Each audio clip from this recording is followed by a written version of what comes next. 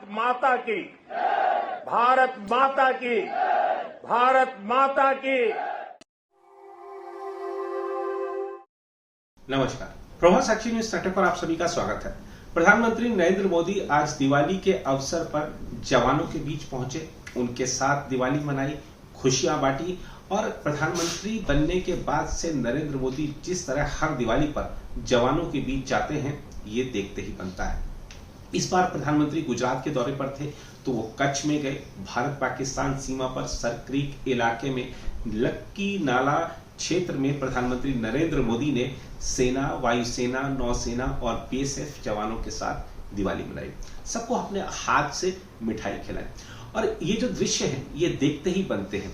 प्रधानमंत्री नरेंद्र मोदी को अपने बीच पाकर जवानों के बीच जो उत्साह था, जवानों के बीच जो खुशी थी, उनके चेहरे देखते बन रहे थे। अपने परिवार से दूर जवान चुनौतीपूर्ण इलाकों में देश की रक्षा करते हैं, देश की सुरक्षा करते हैं और अब ऐसे समय पर जब प्रधानमंत्री किसी बड़े त्योहार पर उनके बीच जाते हैं तो उनको भी लगता है कि भले परिवार हमारा दूर है लेकिन देश हमारे साथ है, प्रधानमंत्री हमारे साथ हैं, सरकार हमारे साथ है। तो निश्चित रूप से इससे जवानों का हौसला बढ़ता है, उत्साह बढ़ता है, खुशियां जितनी बांटी जाएं उतनी बढ़ती हैं। ये प्रधानमंत्री नरेंद्र मोदी का एक सिद्धांत रहा है और वो हर दिवाली पर इसीलिए जाते हैं जवानों के बीच। और जिस तरीके से प्रधानमंत्री नरेंद्र मोदी सेना से जुड़े मुद्दों को, सेना से जुड़ी जो चीजें हैं उनको प्राथमिकता के आधार पर हल करते हैं, रक्षा क्षेत्र में भारत को आत्मनिर्भर बनाने की बात हो या सेना, नौसेना, वायुसेना को चाहे हथियारों के माध्यम से, चाहे तकनीक के माध्यम से उन्नत बनाने की बात हो। और पुरानी जो हम देखते थे कि जो कानूनी प्रक्रियाओं में या जो तकनीकी उलझनों में चीजों को उलझाया जाता था, लंबे समय तक लटकाया जाता था, उस दौर से प्रधानमंत्री हमारे रक्षा क्षेत्र को, हमारे सैन्य बलों को, हमारे सुरक्षा बलों को अब निकाल चुके हैं, तेजी से आगे बढ़ा रहे हैं और खुली छूट भी दे रखी है। लक्ष्य एकमात्र यही है कि देश की जो सुरक्षा है वो सर्वोच्च प्राथमिकता होनी चाहिए। और आज जब प्रधानमंत्री नरेंद्र मोदी वहां पहुंचे तो जैसा हमने आपको बताया कि जवानों का जो उत्साह है वो देखते बन रहा था। आइए आपको कुछ वीडियोस, और क्योंकि जो देखिए आज जो तस्वीरें हैं, जो दृश्य हैं, वही अपने आप में बहुत कुछ कह रहे हैं। तो आपको दृश्य दिखाते हैं। प्रधानमंत्री नरेंद्र मोदी जब जवानों के साथ दिवाली मना रहे थे तो उस दौरान के दृश्य देखिए और ये वाकई में गर्वित और हर्षित कर देने वाले भी हैं। हम आपको यह भी बता दें कि पिछले साल प्रधानमंत्री हिमाचल प्रदेश में थे और वहां पर उन्होंने जवानों के साथ दिवाली मनाई थी। कभी प्रधानमंत्री करगिल में होते, तो अब अलग अलग क्षेत्रों में जाते हैं, हर साल दिवाली जवानों के साथ मनाते हैं। इस साल की दिवाली प्रधानमंत्री ने कैसे मनाई जवानों के साथ, आइए देखते हैं।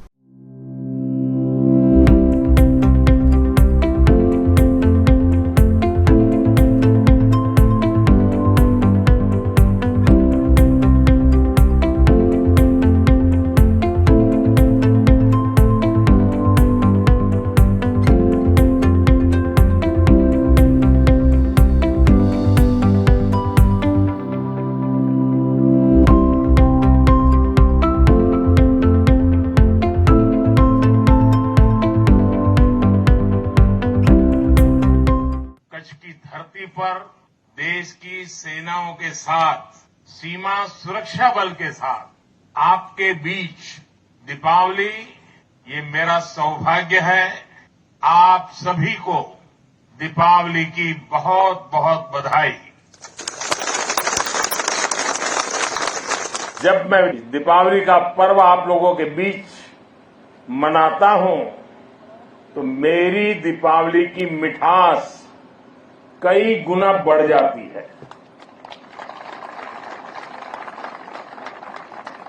और इस बार तो ये दीपावली भी बहुत खास है। आपको लगेगा हर दीपावली का अपना महत्व होता है, इस बार खास क्या है? खास है अयोध्या में प्रभु राम 500 साल बाद फिर से अपने भव्य मंदिर में विराजमान हुए हैं। मैं आप सभी को और मां भारती की सेवा में तैनात देश के हर जवान को दीपावली की हार्दिक शुभकामनाएं देता हूं। मेरी इन शुभकामनाओं में आपके प्रति 140 करोड़ देशवासियों का कृतज्ञ भाव भी शामिल है, उनका आभार भी शामिल है। साथियों, मातृभूमि की सेवा का ये अवसर बड़े सौभाग्य से मिलता है। ये सेवा आसान नहीं है। ये मातृभूमि को सर्वस्व मानने वाले मत वालों की साधना है। ये मां भारती के लाडलों लाडलियों उनका तप है, उनकी तपस्या है। कहीं हिमालय की बर्फ और ग्लेशियर का शून्य से नीचा तापमान, कहीं नसों को जमाने वाली ठंडी रातें, कहीं गर्मियों में तपता हुआ रण का रेगिस्तान, आग बरसता हुआ सूरज, कहीं धूल भरी रेतीली आंधियां, कहीं दल दल की चुनौतियां और कहीं उफान लेता हुआ समंदर। ये साधना हमारे जवानों को उस हद तक तपाती है जहां हमारा देश का सैनिक फौलाद बनकर चमकता है। एक ऐसा फौलाद जिसे देखकर दुश्मन की रूह दहल उठती है।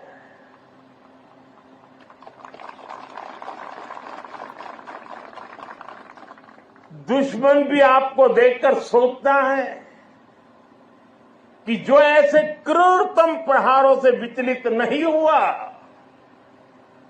उसे भला कौन हरा पाएगा। आपकी ये अटल इच्छा शक्ति, आपका ये अथाह शौर्य,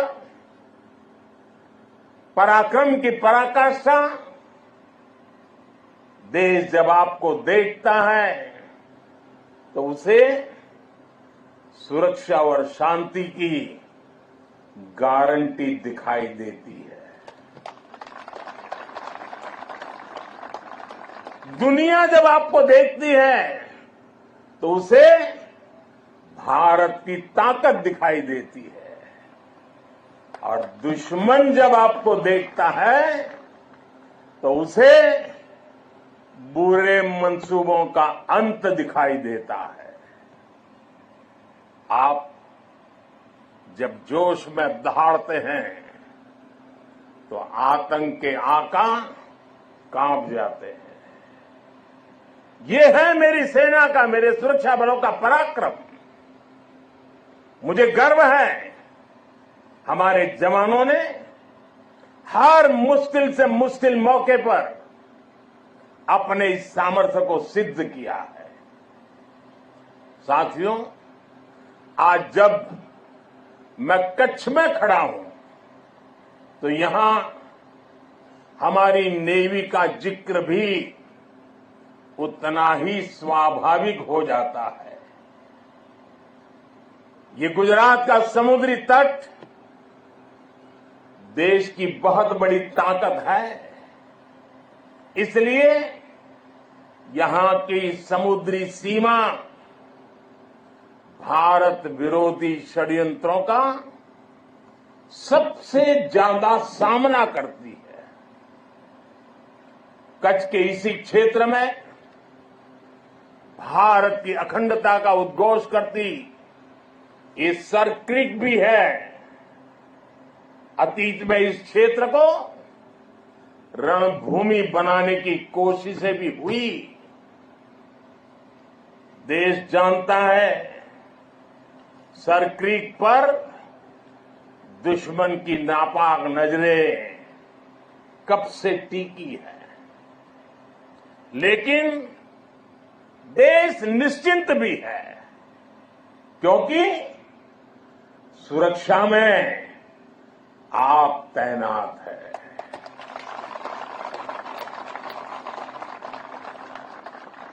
दुश्मन को भी पता है 1971 के युद्ध में किस तरह आपने मुंहतोड़ जवाब दिया था। इसलिए हमारी नेवी की मौजूदगी में सरक्रीक और कच्छ की तरफ अब कोई आंख उठाने की भी हिम्मत नहीं करता है। साथियों, आज देश में एक ऐसी सरकार है जो देश की सीमा के 1 इंच से भी समझौता नहीं कर सकती। एक समय था जब डिप्लोमेसी के नाम पर सरक्रीक को छल से हड़पने की पॉलिसी पर काम हो रहा था। मैंने तब गुजरात के मुख्यमंत्री के रूप में भी देश की आवाज को बुलंद किया था। और इस क्षेत्र में आज मैं पहली बार नहीं आया, मैं इस क्षेत्र से परिचित रहा हूं, कई बार आया हूं, बहुत आगे तक जाकर के आया हूं। इसलिए आज जब हमें जिम्मेदारी मिली है तो हमारी नीतियां हमारी सेनाओं के संकल्पों के हिसाब से बनती है। हम दुश्मन की बातों पर नहीं, हमारी सेनाओं के संकल्पों पर भरोसा करते हैं। साथियों, 21वीं सदी की जरूरतों को देखते हुए आज हम अपनी सेनाओं को, हमारे सुरक्षा बलों को आधुनिक संसाधनों से लैस कर रहे हैं। हम हमारी सेनाओं को विश्व की सबसे आधुनिक मिलिट्री फोर्सेस की कतार में खड़ा कर रहे हैं। हमारे इन प्रयासों का आधार है रक्षा क्षेत्र में आत्मनिर्भर भारत। अभी कुछ ही दिन पहले यही गुजरात के वडोदरा में C295 फैक्ट्री का उद्घाटन हुआ है। आज विक्रांत जैसा made in India aircraft carrier देश के पास है। आज भारत में अपनी सबमरीन बनाई जा रही है। आज हमारा तेजस फाइटर प्लेन वायुसेना की ताकत बन रहा है। हमारा अपना 5th जनरेशन फाइटर एयरक्राफ्ट बनाने का काम भी शुरू हो चुका है। पहले भारत की पहचान हथियार मंगाने वाले देश की थी। आज भारत दुनिया के कितने ही देशों को डिफेंस उपकरण एक्सपोर्ट कर रहा है। पिछले 10 वर्षों में हमारा रक्षा निर्यात 30 गुना बढ़ गया है। साथियों, सरकार के इस विजन को सफल बनाने में हमारी सेनाओं और सैन्य बलों के सहयोग की भी बड़ी भूमिका है। हमारे सुरक्षा बलों की बहुत बड़ी भूमिका है। मैं देश की सेनाओं को, मैं देश के सुरक्षा बलों को बधाई दूंगा कि उन्होंने 5,000 से अधिक सैन्य उपकरणों की लिस्ट बनाई है जो वो अब विदेश से नहीं खरीदेंगे। इससे सैन्य क्षेत्र में आत्मनिर्भर भारत अभियान को नई गति भी मिली है। साथियों, आज जब न्यू एज वॉरफेयर की बात होती है तो ड्रोन टेक्नोलॉजी उसका एक अहम टूल बन गई है। हम देख रहे हैं युद्ध में शामिल देश आज ड्रोन टेक्नोलॉजी का जमकर इस्तेमाल कर रहे हैं। ड्रोन से निगरानी हो रही है, ड्रोन से खुफिया जानकारी जुटाई जा रही है, किसी व्यक्ति या जगह की पहचान करने में ड्रोन का उपयोग हो रहा है। ड्रोन सामान पहुंचाने में मदद कर रहे हैं। ड्रोन का इस्तेमाल हथियार के रूप में भी हो रहा है।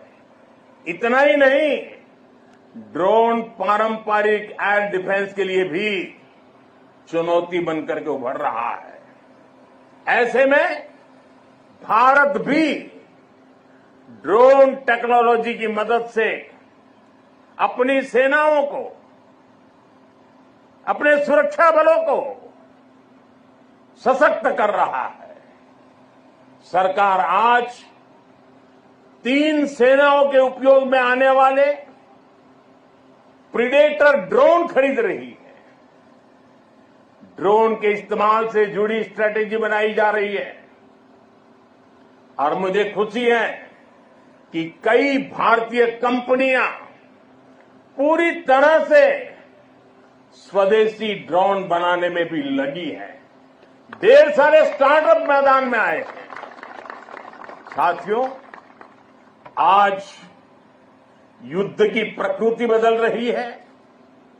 आज सुरक्षा के विषय भी नए नए पनपते जा रहे हैं। भविष्य की चुनौतियां और जटिल होंगी। इसलिए बहुत जरूरी है कि तीनों सेनाओं की क्षमताओं को, हमारे सुरक्षा बलों की क्षमताओं को एक दूसरे से जोड़ दिया जाए और खास करके हमारी तीनों सेनाओं के लिए उनका प्रदर्शन इस जोड़ने के प्रयास के कारण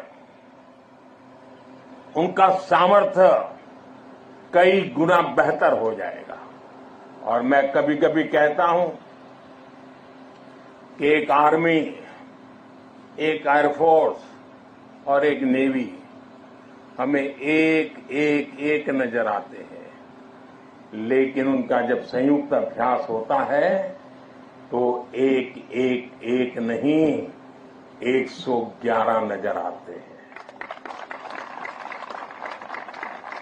सेनाओं के आधुनिकीकरण की इसी सोच के साथ chief of defence staff CDS की नियुक्ति की गई। इसने देश की सेनाओं को मजबूत करने में बड़ी भूमिका निभाई। अब हम इंटीग्रेटेड थिएटर कमांड की दिशा में बढ़ रहे हैं। इंटीग्रेटेड थिएटर कमांड के लिए एक ऐसा मैकेनिज्म तैयार कर लिया गया है जिससे सेना के तीनों अंगों के बीच और बेहतर तालमेल होगा।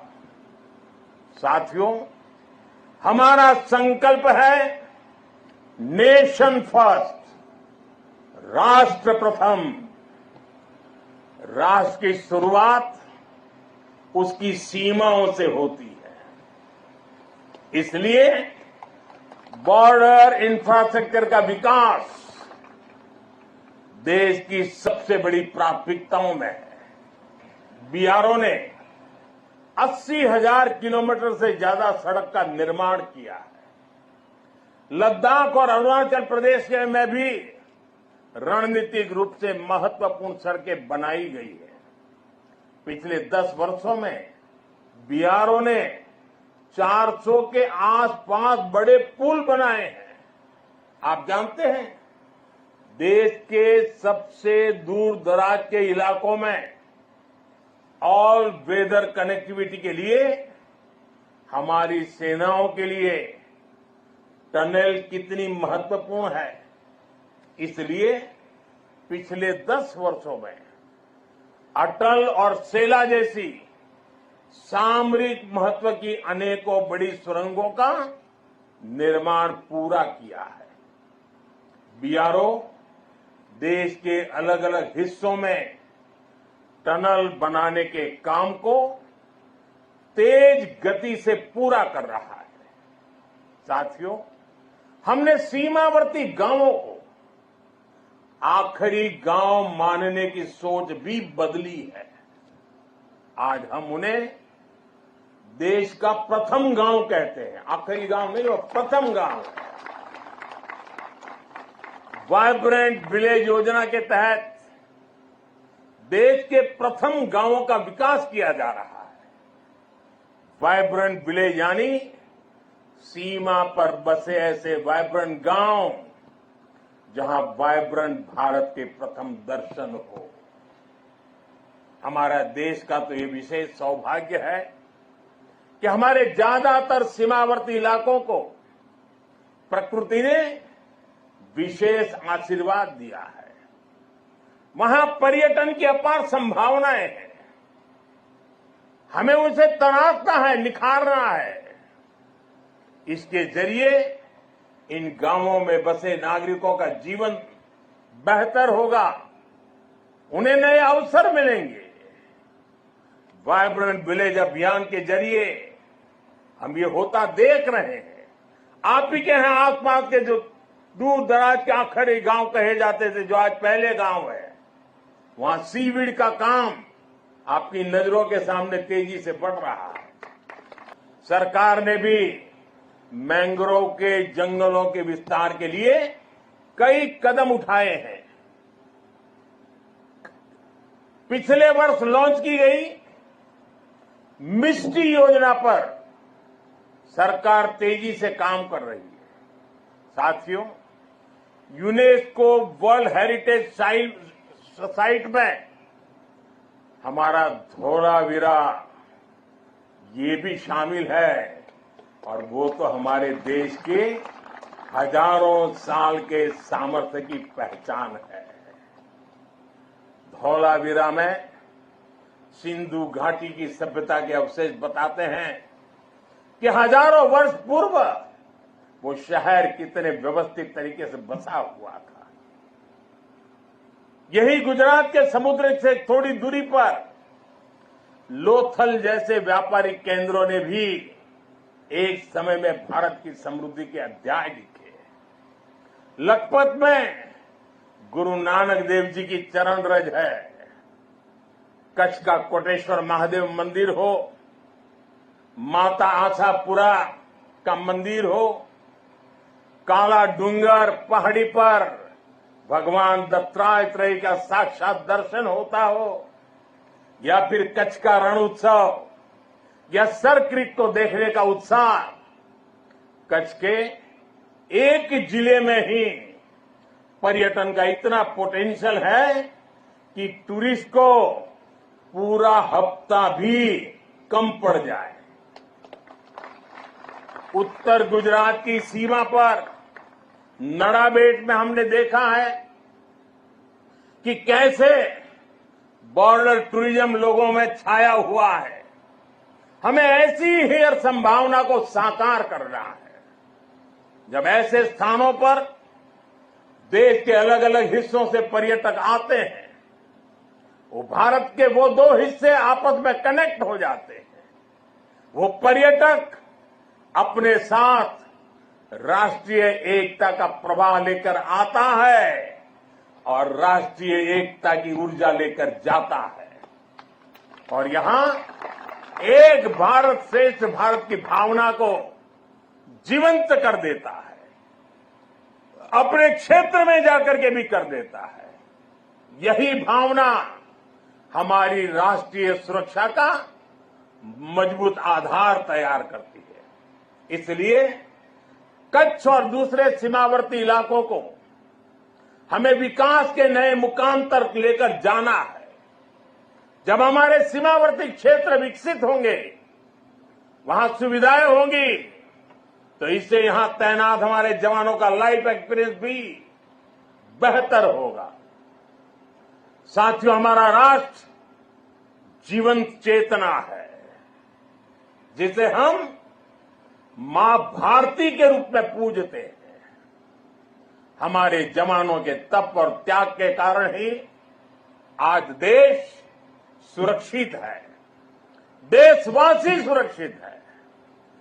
सुरक्षित राष्ट्र ही प्रगति कर सकते हैं। इसलिए आज जब हम विकसित भारत के लक्ष्य की ओर इतनी तेजी से बढ़ रहे हैं, तो इसमें आप सब इस स्वप्न के रक्षक हैं। आज हर देशवासी अपना 100% देकर राष्ट्र के विकास में अपना योगदान दे रहा है, क्योंकि उसे आप पर भरोसा है। मुझे विश्वास है आपका ये शौर्य इसी तरह भारत के विकास को बल देता रहेगा। इसी विश्वास के साथ आप सबको एक बार फिर दीपावली की हार्दिक शुभकामनाएं। अगर आप भी लेना चाहते हैं देश दुनिया की तमाम जानकारी, तो आज ही सब्सक्राइब करें हमारे चैनल को। साथ ही नीचे दिए बेल आइकन को जरूर दबाएं ताकि हर अपडेट आप तक पहुंच सके।